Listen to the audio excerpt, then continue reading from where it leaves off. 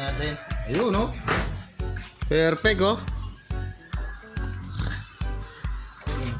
So, siguraduhin pumasok na ganyan. Tapos, pag nakuha niyo na po yung tamang dito, hindi na po kayo magkakamali dyan. Ayan. Oh. Oh. Siguraduhin po yung flooding na ganyan. Tapos, yan. So, nakatapos na po tayo. Ayan. Ayan na po sila. Gets po. Hindi po tayo magkakamali dyan pag na-set up po natin ng maayos. Bago mag-imprenta, ito po yung reducer niya. Pupunasan po natin yung surface. Saka sa ilalim na rin. Parang conditioner para ma-lubricate yung dadaanan niya ng ink. Tapos dapat itong screen po natin, dalawa po yung yung image niya, pang dalawang tasa. Mangyayari po niyan, tatakpan nyo rito, pero ngayong nagde-demo kami, hindi ko muna siya tatakpan. Ano lang po rito, ink at reducer lang. Hindi siya dapat matubig. Medyo malapot siya, pero hindi naman malapot na malapot. Kasi sa screen printing, dapat parang paste lang yung ink. Ano po? Hindi kailangan matubig. Kasi pag matubig siya, puputok siya. Yun po yung kaso nun. So, for demonstration, tipid-tipid lang muna ngayon. Pag maramihan na yung pag-print po natin. Kahit na yan, nagpa-flood. Yung marami sobra na yung malalagay. Tataas yung ganyan para makahaguran yung image. Pag binaba, yun, may laman na po. May laman na rin po na cap dyan. Alalay lang na ganyan, no? Hila. Tapos ibabalik para magkaroon ng laman. Ayan. Nilagyan po, no? Kompleto po yung tatak.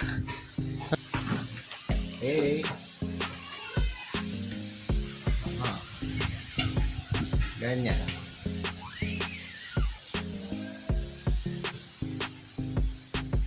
Ayan, kompleto na naman yung tatak.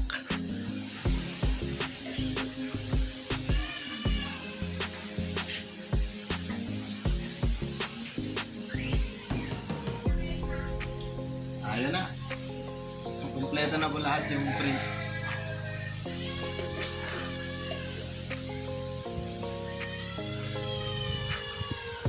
Okay. Mag-gets nyo po yung tamang diin pag tapos lang talaga, suabe lang yung pag-print ko. Ayan. So, naano po natin. So, ayan po. Naka-print na po tayo. Ayan. Medyo oval yung dating nito Hindi ko na daya. Ayan. Okay, so sa paglilinis po, pwede nating alisin yung screen. Yan. Kumainyak. Sige. Pwede natin ibalik dun sa lalagyan. Ito po yung squeegee natin. Yung blade natin matulis po yan. Matigas pong klase ito. Silicone. Unahin nating linisin yan. Saka ingatan po na masugatan yan.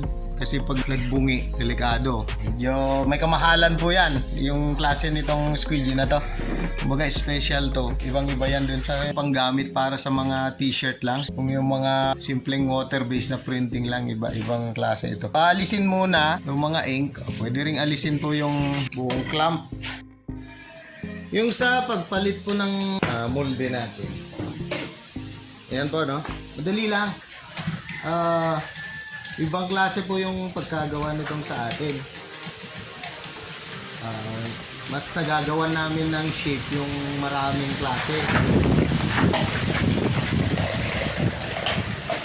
Ayan, parang ibabalik mo lang na ganun. Kasi higpitan, nandun na. Bale, tatlo po yung Y-cups na kasama nitong package. Itong pangatlo ngayon, yung pinakamaliit. 12 ounce ito, 22 ounces, 16 ounces. Pag pinalitan din natin ng mas maliit pa, ganun lang. Hawakan lang na ganyan. Tapos ipapalit ito para may testing din natin ito.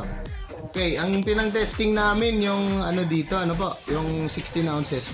Pag nagawa po natin dito, mas madaling gawin sa mas malaki. Mas mahirap gumawit ng ano, sa mas maliliit. Gaya nito, 12 ounce. Pag nakita nyo nag-wiggle na ganyan,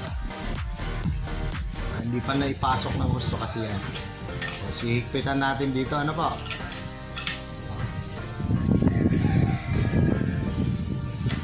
Pag nakuha ng ganyan, yung tamang higpit din dito sa kabila.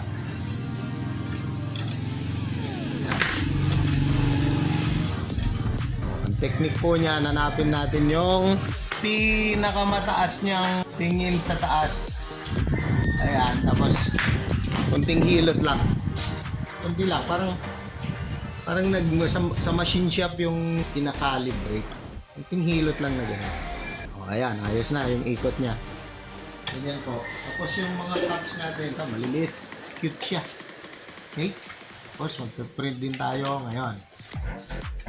Test print din po tayo. Balik tayo. Nagpalit tayo ng cup molds. Okay, ship ulit natin ito. Lalampas lang ng mga 1/4 inch. Check natin. Tapat doon. Pero check ulit natin mamaya. Pinalitan natin yung ano, kanina ito yung nagamit. Ngayon naman ito. Yung mamarkahan nasa malapit sa clamp. Ito extension niya lang ito. Ito po nag-design na mahaba, mas maraming makakarga, mas konti yung kahoy. Kasi pag isang design lang yung ilalagay natin, aabot pa rin hanggang dito yung frame natin. Kasi kailangan maiwasan nating mabunggo ng kamay natin yung molde o yung cup. So ginawa na lang namin ito, mahaba siya. Makakuha ng dalawa at meron na siyang extension, overhang. Okay, baba natin. Ayun, tatamaan niya pag ano, siritin ng mayos. Pagtapatin. Tapos hihipitan. Yun. Kailangan makuha yung magandang higpit, hindi naman yung sobra-sobra. Ayos na siya. Okay, pag binaba natin yan, tatapat siya doon, pero i-check ulit natin sa ilalim. Ayun yung print niya. Ayan po. Ganon, ang kailangan tamaan natin. Ito. Oops! Itong linya na to. Medyo kailangan ilapit pa natin ito dito. Para gumit na po yung marka. So, dito na naman. Luluwagan ulit dito tapos i-forward natin papunta doon. Yan po yung mangyayari. Luwag na pong ganyan, pwede na natin itulak.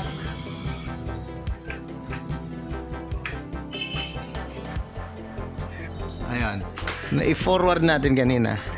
Ayan, forward ulit natin. Ayan na yung pantatak niya. Pag pinasok natin ganyan, kulang pa yan.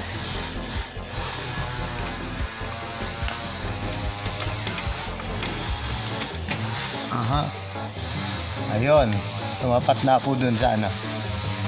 Ito yung papasukan ng pangmarka. Ayan. Pag nakuha na po yan, balik po natin yung higpit. Secure natin yung higpit niya. Check ulit natin. Alisin natin ito. Kailangan makuha natin yung gitna nito. Ayun. Medyo i-move natin papunta.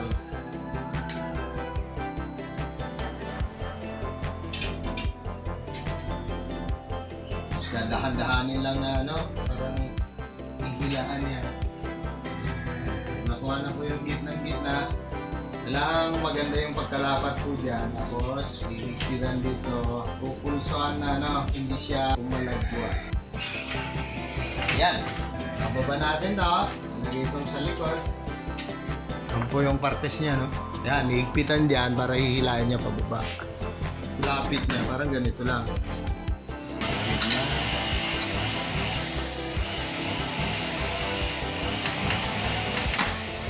Okay. Mamarkahan po natin ito. Maliliit. Yun. Yung kanina, ito. Yung ganitong size. Ito yung na-imprentaan natin kanina. Yung ink po natin, ulitin ko na naman, hindi kailangang matubig, ano po, yung parang paste lang kumbaga. Kasi screen yon, pag masyadong malabnaw na parang tubig-tubig, puputok siya. Ngayon, maobserbahan nyo yung pinakamagandang kalalabasan ng timpla po ninyo. Kayo po yung bahalang magtimpla niyan, ano? Ito po, ilagay nyo yung ano natin, yung reducer natin sa lalagyan na to para makontrol natin yung paglabas ng reducer. Haluing mabuti. Kung may assistant kayo, magandang may assistant na tiga halo, tiga abot, pinila, tinaas, flooding tawag natin doon.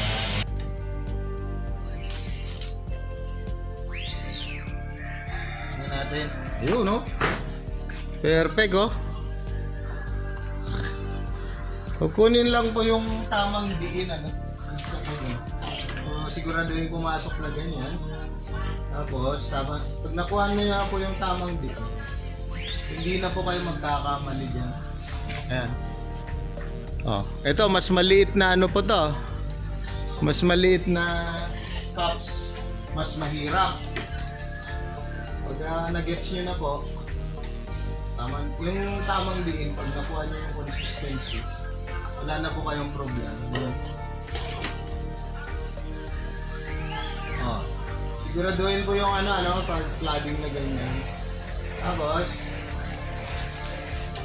yan. So, patapos na po tayo. Ayan. Oh, ayan po sila. Gets po. Hindi po tayo magkakamali dyan pag na-set up po natin ng maayos. Ayan. Huh. Yan na lang.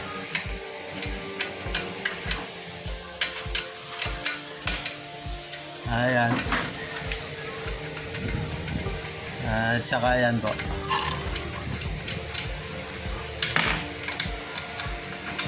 Okay po, at i-impake na po ng kasama nating si Paring Elmo. At ipapadala namin madaling araw po sa city, papunta po siya ng Caloocan.